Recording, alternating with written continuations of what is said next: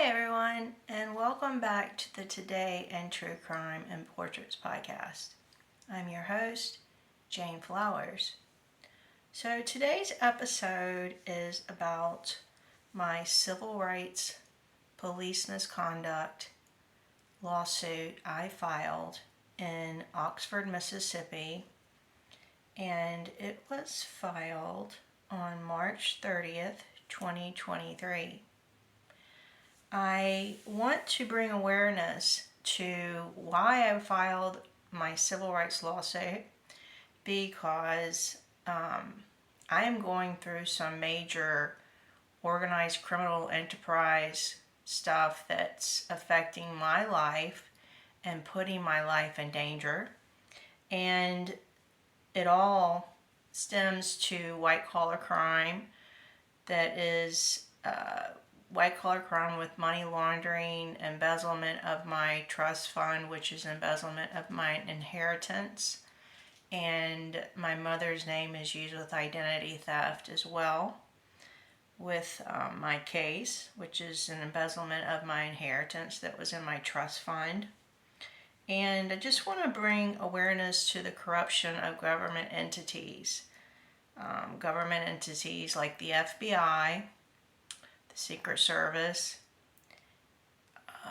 the police, and the district attorney's office in leflore County, and the U.S. Attorney's Office in Oxford, Mississippi, and the Attorney General's office in Jackson, Mississippi. I have gone and jumped through hoops trying to get government entities to investigate my case. Not to mention the police, because I have leads that would help bring up charges on people involved with embezzling my inheritance and using my mother's name with identity theft. And most of those people are white collar attorneys at Melton Law Firm. So I'm going to go through my civil rights lawsuit, and I'm going to read it to you word to word. But before I do that, if you get a chance and you want to buy my new book, Dirty Money in the Delta, a true story about white collar crime at Melton Law Firm and Trustmark Bank in Greenwood, Mississippi. If you want to buy it because it's a great read about white collar crime, please buy it because it's a true story. And it's my struggle for justice, and I'm still struggling for justice. So, I mean, when you hear this civil rights complaint, you're going to be like, whoa, this is nuts.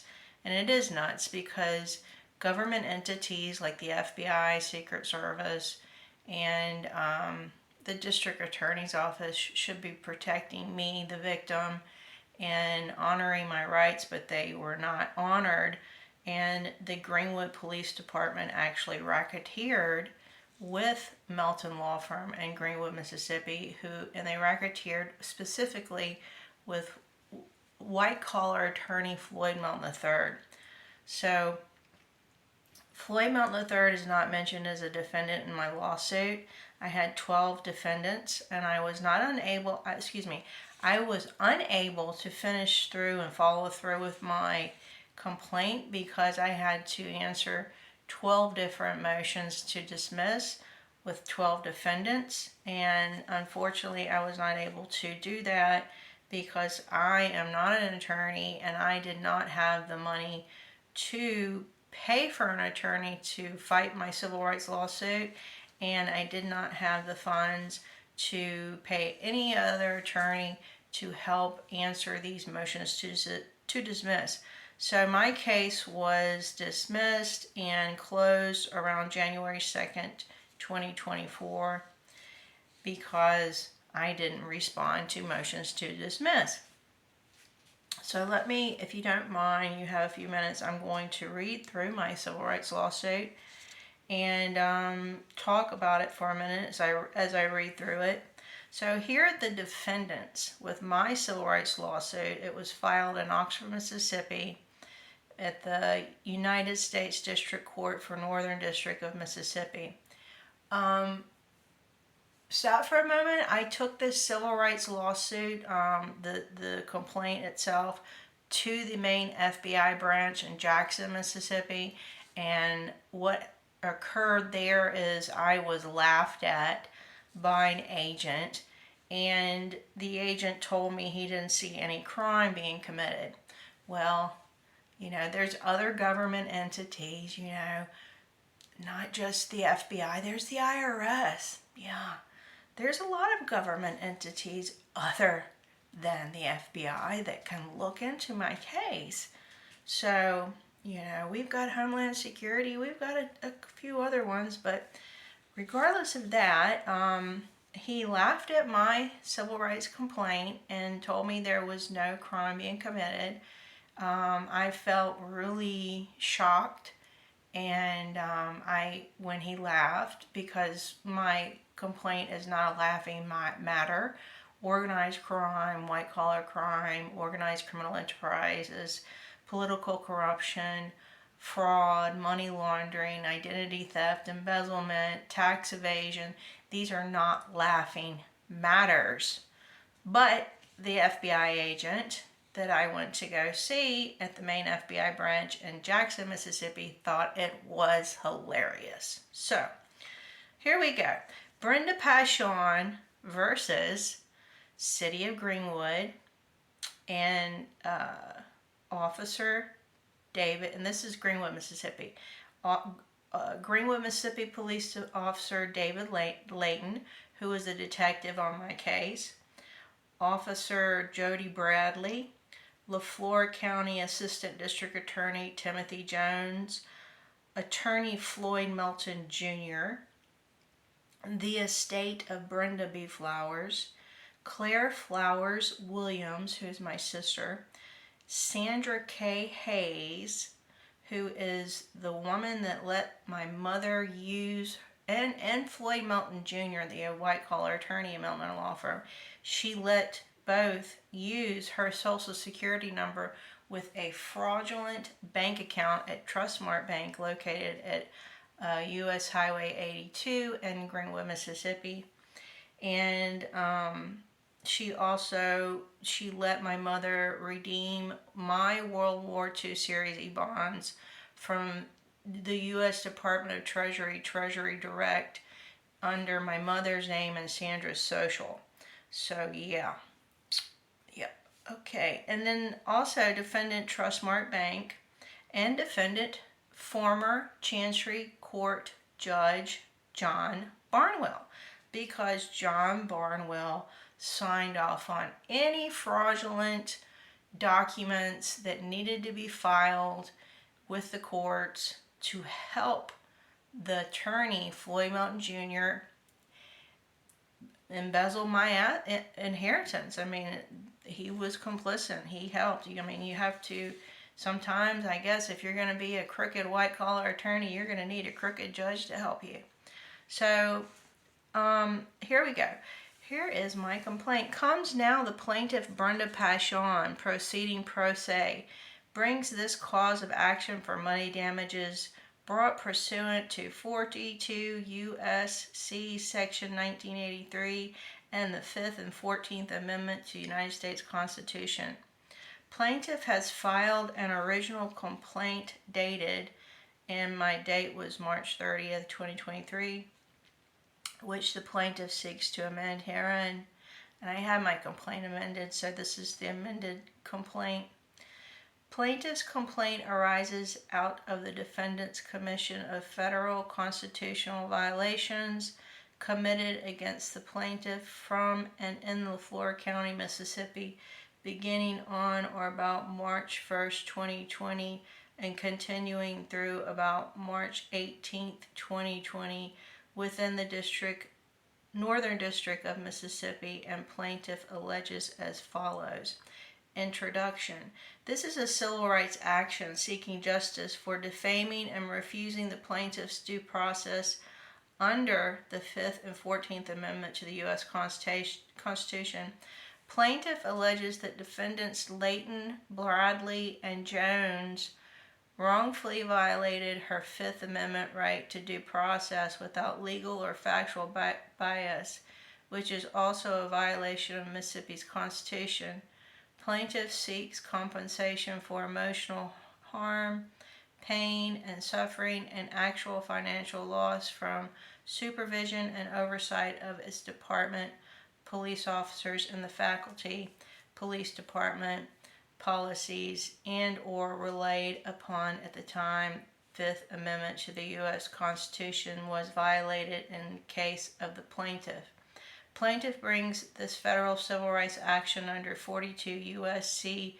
1983 to readiness the violation of her constitutional rights and to hold defendants accountable for their defamatory comments and for racketeering with attorney Floyd Melton Jr. and thereby putting the plaintiff's life in danger and causing the plaintiff money loss, grief, and anguish.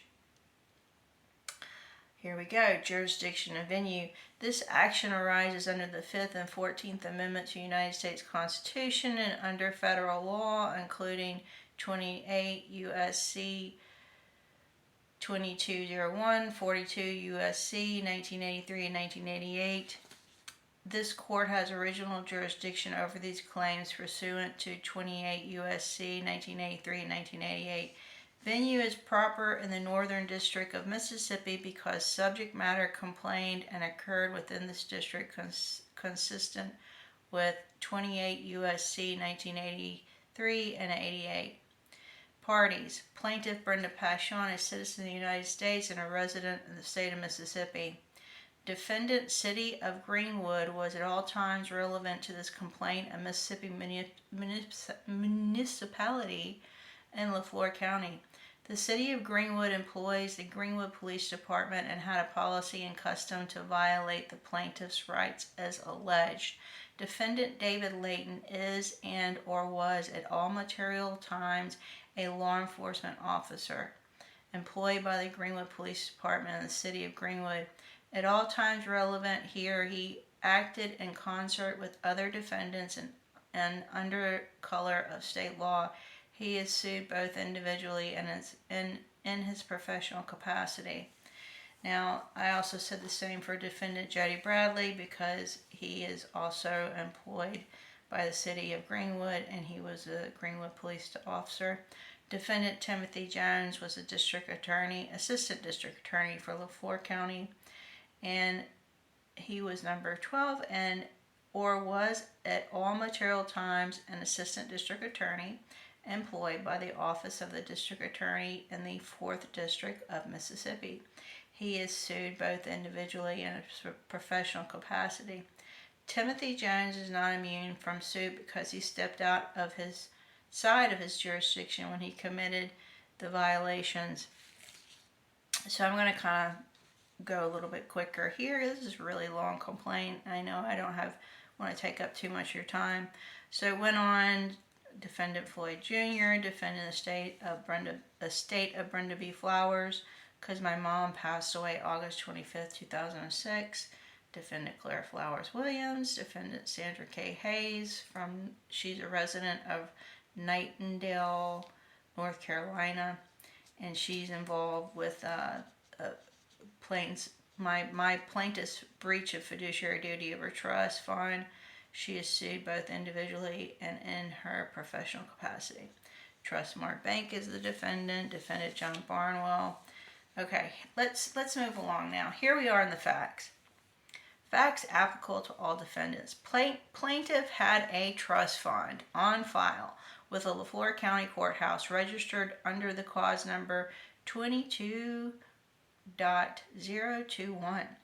And that final accounting of my trust fund has been stolen from the leflore County Chancery Clerk's Office in Mississippi, and this is that part. It was not added in my civil rights lawsuit, but you know now, okay? And I cannot get Johnny Gary, who oversees the Chancery Clerk's Office and the files that are kept there, to file a police report. He refuses to, and he also refuses to speak to me about filing a police report. I've sent Mr. Johnny Gary multiple emails and left voicemails, messages for him at his office, and he does not want to talk to me. Okay, So plaintiff's trust fund filed under cause 22.021 was handled by Melton Law Firm. And that's in Greenwood, Mississippi. And with her trustee, Floyd Melton Jr. From December the 11th, 1982, in or about the first week of March of 2007, when my trust was closed. After plaintiff's trust was closed, in or about the first week of March, her trustee withheld her assets, my inheritance, which plaintiff had in her trust fund Plaintiff's assets were withheld without her knowledge because her trustee, FMJ, withheld information, the final accounting of plaintiff's trust fund, by never claiming to the plaintiff she owned World War II Series E bonds in her trust fund. And that final accounting, like I said before, has been stolen from the Chancery Clerk's office. Yep, it's gone. They stole it. Somebody stole it, and obviously it's someone connected to Melton Law Firm. Who else could it be? Plaintiff alleges she knew she had under $5 million in World War II Series E bonds in her trust because she and her mother, Brenda B. Flowers, who had guardian ad litem of her trust fund, told her so verbally in person on a couple of occasions when her mother spoke to the plaintiff about how she should invest the money. Now, these are World War II Series E bonds that were left to me by my grandparents. And I was never given any kind of record that I own these in the final accounting of my trust. So, I mean, there's just, and I actually, lucky me, I was able to come about all the accountings of my trust fund, and I am missing 11 accountings in my trust. 11. I got, lucky me, I was able to, my sister had the accountings, the first, second, third, fourth accountings in my trust. She had those. And there's about, 9 to 20, there's about 11 accountings missing. I also, for some odd reason, there's no accountings from 1980 to 1990, I'd say 98, which is really strange. I mean, this law firm, whoa, whatever you do, if you have to, don't deal with Melton Law Firm in Greenwood, Mississippi. It's a very corrupt law firm. So, here we go again. Plaintiff alleges her mother, Brenda Flowers, advised her in and about the year 2000 and about the year 2001 to deposit the money from the sale of her World War II Series E bonds left to the plaintiff in her trust fund by her maternal grandfather, Thomas Chester Boring Sr., and her maternal grandmother, Nancy Barber Boring, and put this money, redeem the bonds, put the money in the bank, and live off the interest. That never happened, okay, obviously. Well, they were embezzled.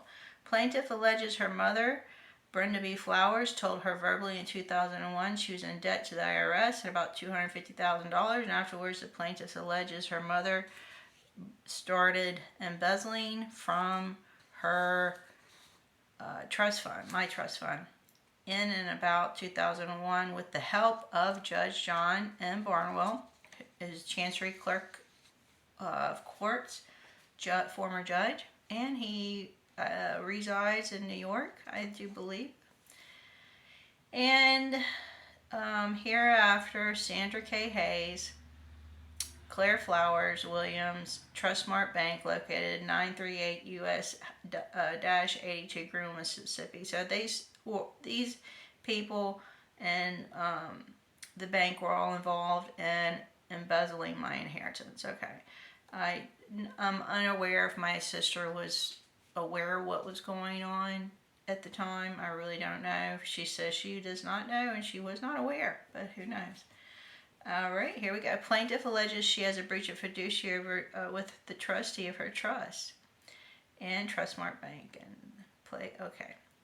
Now I list the bank account number that was with my mother's name and Sandra's social with Trustmark Bank. And that was the Trustmark Bank at 938 US Highway 82. Now, I also speak in number 24 of my complaint how I received a death threat from Greenwood Johnson, who is a former employee of Melton Law Firm. And he contacted me through Facebook Messenger in 2016 and asked to speak to the plaintiff about the attorneys in asked to speak to me about the attorneys at Melton Law Firm. I spoke to DWJ, who is Greenwood Johnson, over a cell phone call, and he claimed to me on a cell phone call he worked for Melton Law Firm up until 2008, and he said the attorneys at Melton Law Firm were going to kill me if I started a court case against the attorneys at Melton Law Firm regarding the plaintiff's, the breach of fiduciary duty of my trust fund. So he threatened my life. I filed a police report, and it goes on to the complaint. I filed a police report with Hollandale Beach Police Department. And also, one of the reasons I believe Greenwood Johnson is heavily involved with the embezzlement of my inheritance. I mean, he wasn't just like blowing smoke up my ass. I mean, he was serious about these attorneys at Melton Law Firm killing me, but obviously he possibly was involved somehow because he registered his Lincoln Town Car to my grandfather's address that the bonds were registered to at 300 West Claiborne Avenue in Greenwood, Mississippi. And he registered his Lincoln Town Car there around 2007 and 2008. He also had registered for some reason. Here it is. He had a state tax lien at my mother's home at 304 East Monroe Avenue. And that was in 2008. And also, it says here, I've got paperwork here, from 2007, January 12th, 2007 to July 2008. So he did the tax lien in my mother's home and the registering his Lincoln Town Car at my grandfather's home after my mom passed away. And around the time I had my trust closed in March 2007. So it went on to say my complaint. I did a search with the Department of Treasury December 18th, 2019, and that search came back and identified my mother had redeemed my World War II Series E-bonds under Sandra K. Hay Social. All right, and so then that's when I realized that Melton Law Firm, who oversees my mother's estate and also was overseeing my trust fund, that they were involved with identity theft, with using my mother's name with identity theft, because, I mean, I'm going to tell you what, this is not in my complaint, but my mother, after she passed August 25th, 2006, her estate was, and it was handled by Floyd Melton Jr, okay, who said I was crazy and who defamed me and racketeered with the Greenwood Police Department. That's in this complaint too. But after she passed, and she was involved in the identity theft like 5 years before she passed, what I know of, with this fraudulent trust mark bank account. She passed August 25th, and then Floyd Melton III, or whoever it was, I think it was Floyd III, they filed a fake will 2 weeks after she passed, okay? So that fake will was filed 2 weeks after she passed, and it changed everything. Like, my sister and I were no longer beneficiaries of her estate. And it kind of just like, they knew exactly what they wanted to do. And they do not want me or my sister to get an accounting of her estate, anything to do with her at all. So they knew exactly what they were doing, and they're crooks. They are white-collar attorneys. That's their specialty. They are career criminals, and they are politically connected, and the white collar attorneys are business partners with Suresh and Janesh Chawla, who are former business partners with Donald Trump Jr. and Eric Trump and Alan Weisselberg with the Trump Organization. I'm going to tell you what, no joke, these people have pulled, Donald Trump has pulled. Do you think that Donald Trump wants the law firm that's in business with his former business partners, and he's known these people since 1978, okay, and he's very close with them? Do you think that he wants any of those people investigated by government entities? Hell no. Oh, believe me.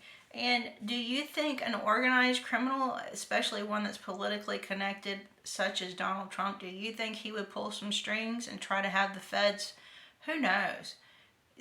You name it. I mean, who knows what he would try to do to stop me from getting justice and having my mother's name stopped. Man, I want it stopped. It needs to stop. My mother's name is used with identity theft. I have proof of this with the search I did with the Department of Treasury. Okay, so let's move along here.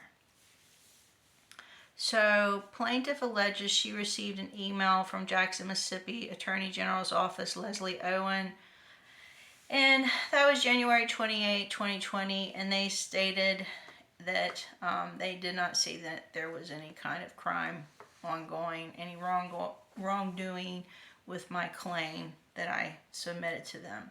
Okay, and move along here. I'm kind of cutting through stuff in this civil rights complaint because it's rather long. So the Attorney General's office in Jackson, Mississippi, they dismissed my case, and they were like, no, there's nothing going on, which there is. There's a lot going on. I mean, you could see that with the search I did with the Department of Treasury. So, and then I sent my case to Jackson, Mississippi, because the main Trustmark Bank is in Jackson, Mississippi, and I got nowhere with the Jackson Police Department. And then the Jackson Police Department sent my case to Greenwood, and then once it's sent to Greenwood, that's when the shit hit the fan, and the Greenwood police were like, fuck no. I mean, literally, I was defamed, I was called crazy. Detective David Layton, he said, you're crazy, and I need you to speak to District Attorney Timothy Jones with the leflore County District Attorney's Office, and he needs to speak to you. Timothy Jones said, you're crazy, Jane. You're just trying to find out about your mother's estate. And I said, no, I'm not. I had a trust, but they would not hear it. It didn't matter what I said. They went back and said, Floyd Melton III said you are crazy. We're going by what Floyd III said, and you're crazy. And they even said, and you're crazy. I know I'm crazy. Okay, well, that's called racketeering, right in my face. Yep. RICO needs to be slapped on these people's asses. RICO. Because that's the only way you're going to get these people. And the state of Mississippi is a very, very corrupt state. Oh boy. So now, okay, so moving along. So Floyd Melton III said that it was a typo on the bank signature statement I had with Trustmark Bank and my mom's name on it and Sandra's social that she used, Sandra K. Hayes. And it wasn't a typo because I did a search with the Department of Treasury. Now let's talk for a moment. I'm just going to stop here for a second. Now, who do you think paid the taxes on those bonds? Because I had under $5 million in bonds that were redeemed.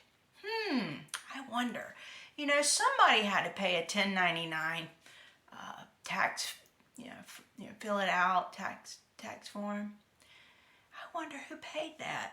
And it makes me wonder also, I wonder what the IRS would think about that. Well, who knows? Maybe the IRS are looking into it. Maybe they won't. Who knows? Okay. Because if my mother, and she was, redeeming bonds under her name and Sandra's social, who paid that 1099 tax form? Who filled it out? Who paid taxes on those bonds? Yeah, federal taxes too. Yep, it's called money laundering, organized crime. A whole bunch of corrupt motherfuckers, career criminals. Yes, sir, and that is why my life is in danger. And I always like to say this on my podcast, I am not suicidal. I'm not. I am very mentally stable and very healthy physically, because why? I do not drink alcohol, I don't smoke cigarettes, I don't do any kind of marijuana, I don't do anything except drink my tea. I like to drink tea. Okay, so moving along now. So I was dismissed by the Greenwood Police Department and defamed. I guess you want to call that belittled, because they said, Floyd Melton III said so.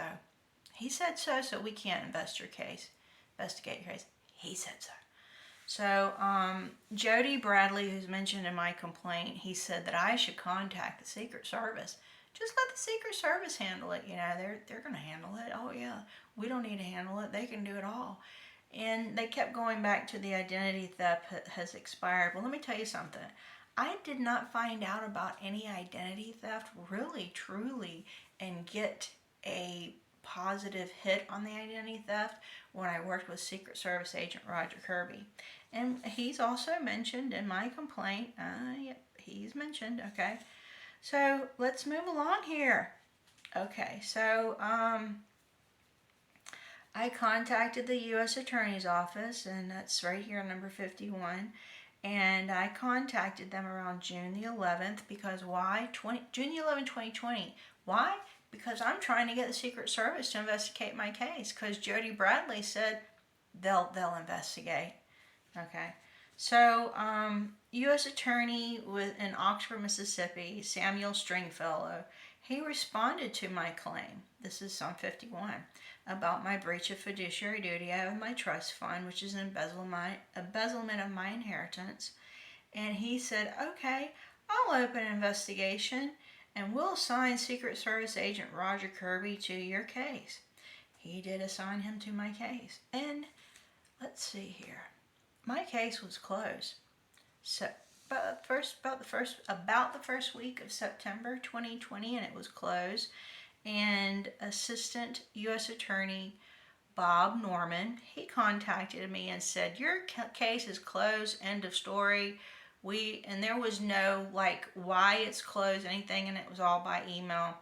But before that happened, I was sexually harassed by Secret Service agent Roger Kirby. Oh, he wanted to ask private, personal questions about my breast. Yeah, he needed to know about my boobs. And then he went behind my back and talked to my sister, who's one of the defendants in my case that I mentioned earlier, and told her, well, we talked about Jane's breast. Yeah.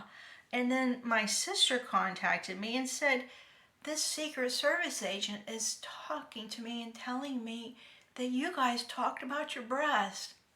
Oh, God. So, it is mind-boggling, and it is just like, whoa. This is a Secret Service agent here. Okay, so that's what I went through with Secret Service and the U.S. Attorney's Office. So my case was closed, and it's moving along in my complaint. Let's see. Here we are, the 56th. So as a result of the actions complained of in this complaint, plaintiff has suffered actual financial losses as well as severe mental anguish and emotional distress, for which the defendant should be required to compensate her. Now, so I had first cause of action, violation of the 5th and 14th Amendment. And then I had second cause of action, trustees and estates, liability of trustees and estates, and rights persons dealing with trustees. And then third cause of action was pursuant to Mississippi Code Title 97, crimes, embezzlement. That was on my trust. And then fourth cause of action was civil practice and procedure. Chapter 1, practice, procedure, provisions common to courts, punitive damages. And then we had a fifth cause of action was breach of fiduciary duty. That's an embezzlement of my trust, and that was a fifth cause of action. And then we had a sixth cause of action, defamation. So there was a tort on that one. So that is my complaint. But you know, I did not go through the exhibit list. So let's talk about the exhibit list for a minute. So in the exhibit list, I had a text message from Secret Service Agent Roger Kirby, who likes to talk about my boobs. Yeah, he is a perv sexual predator, and he is married. I feel so sorry for his wife. But Secret Service Agent Roger Kirby, he sent me a text message to my cell phone, and he said, I am about to subpoena the Department of Treasury for the information on my bonds. Because remember, I did a search with the Department of Treasury in December of 2019 under my mother's name as Sandra Cahay, social security number, and that was it. Let me read you this text message. It says, it was dated July 31st, 2020. It says, good morning. This is what I said. Good morning, Roger. How are you? Are you working today? I was wondering if there are any updates with my case. Were you able to get any information about the bank account that was open at Trustmark Bank with the person's this person's social security number, and that's Sandra Cahay social? Or how about the Department of Treasury? Thank you. And then he goes, requested subpoena to issue to Treasury, traveling today, he said, out of town for the next 3 weeks on protection assignments. Okay, so yeah, that was it. I never heard back from him. And Roger Kirby's told me specific things about my case too. He said, and he kind of was very serious. He said, there's a lot of military involved with your case. Military. And I took that very serious because he was adamant about what he told me. And he also told me that the social security number that my mother had used with Trustmark Bank and the Department of Treasury belonged to Sandra K. Hayes. So, and go back to the military part. Now, he told me that. I was like very, I guess you could say, nervous and concerned about this, what he told me, military. Okay. Now, Judge John Barnwell is former military. He's Army. Floyd Melton Jr. is former military, Army. And Sandra K. Hayes' husband is in the military. He's a Marine in North Carolina. And my mother's name, at the time when my mother's name was used as identity theft, her boyfriend was former Vietnam vet, and it's possible he was also involved. I don't know. I can't get this stuff completely investigated, but eventually, so I'll tell you what, if the FBI aren't going to look into it, there's plenty of other government entities will, because when you have tax evasion and you have these other crimes that are being committed, there's a whole bunch of other people that will look into it. Government entities, that is. So that's about it. That's all that he told me. Oops, one last thing. He said Atlanta, Georgia. Excuse me. I think it was Atlanta, Georgia, but no, go back. He said Georgia. Georgia is involved with my case. And I think I asked him Atlanta, Georgia, and he did not respond. So I think it was Atlanta, Georgia, what he was saying was involved. But don't quote me on that. I could be wrong. Because why? I'm not FBI. I'm not Secret Service. You know, I didn't investigate this completely. So that is my civil rights complaint. And I want to take a moment and talk to you about my second police misconduct civil rights complaint related to the same case with the Greenwood Police Department. This is the kicker here. Oh boy. Can you believe that the detective Nevels, William Nevels, with the Greenwood Police Department, because Detective Layton was with the civil rights lawsuit, and he is no longer a detective. He's now a police officer, patrol guy. So William Nevels, I brought this case to him and filed a police report, because I didn't have a police report filed at the time when I went to Detective Layton, because they refused to file one. But I was able to file one, thank goodness, and then I filed this civil rights lawsuit shortly after I filed a police report about my World War II Series E bonds, my inheritance embezzled from my trust, and attorney Floyd Melton Jr. is involved, right? So I took my police report to the Greenwood Police Department, and this was after I filed my civil rights lawsuit, and Detective William Neville said, "Yeah, I'll investigate it. Sure, no problem. I'll help you out here." Okay. Oh boy. So he lied. He did not investigate my case.